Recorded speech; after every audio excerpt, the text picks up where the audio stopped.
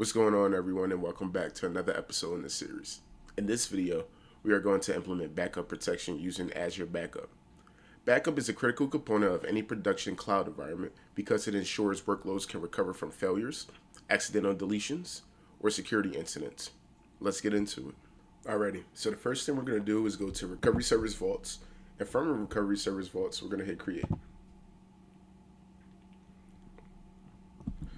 Now in here, we want to make sure it's assigned to the subscription that we want, which is subscription 1. Following the subscription, we have the resource group. We want to make sure we apply this to the backup production.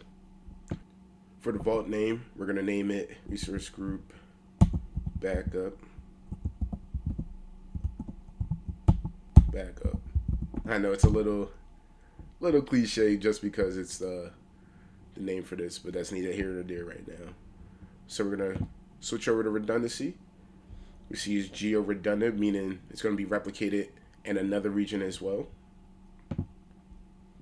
Use Microsoft Managed Key. We're going to keep that as default, and we're going to leave everything else as default. We're going to go to Review and Create, and we're going to create.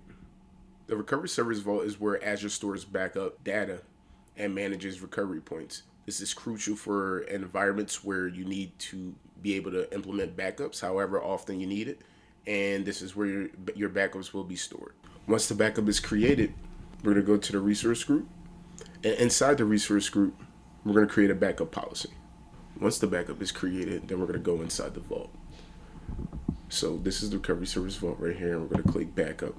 And from Backup, we can see that we can back up virtual machine, Azure File Share, or SQL database, whichever one we prefer. Next, we'll configure a backup policy. Backup policies define how often backups occur and how long they are retained.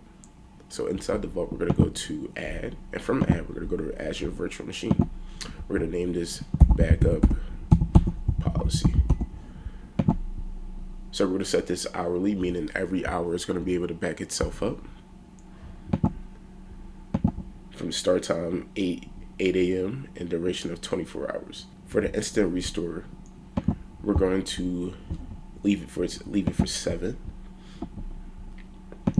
and then we're going to change this to 30 days. So essentially what I did is Azure will automatically create recovery points every day. It's going to retain it for 30 days. Once that's created, you'll hit create, and then we're going to hit backup again. So from backup, I'll back up a virtual machine, and from virtual machine, you see that our backup policy is right here. So that means whatever backup policy that I set, I can apply it to this backup configuration right here. Once I will have enabled that, Azure will automatically perform backups according to the policy that I just have scheduled. Azure Backup includes several built-in security features, including encryption of the backup data and role-based access control integration. These features help protect data from unauthorized access while ensuring recovery options are always available. Backup planning is essential in cloud environments because it allows organizations to quickly recover from failover or security incidents.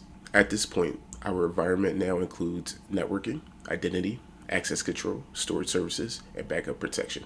In the next video, we will be implementing monitoring and alerting using Azure Monitor, which allows us to track performance and detect issues within the environment. Until next time.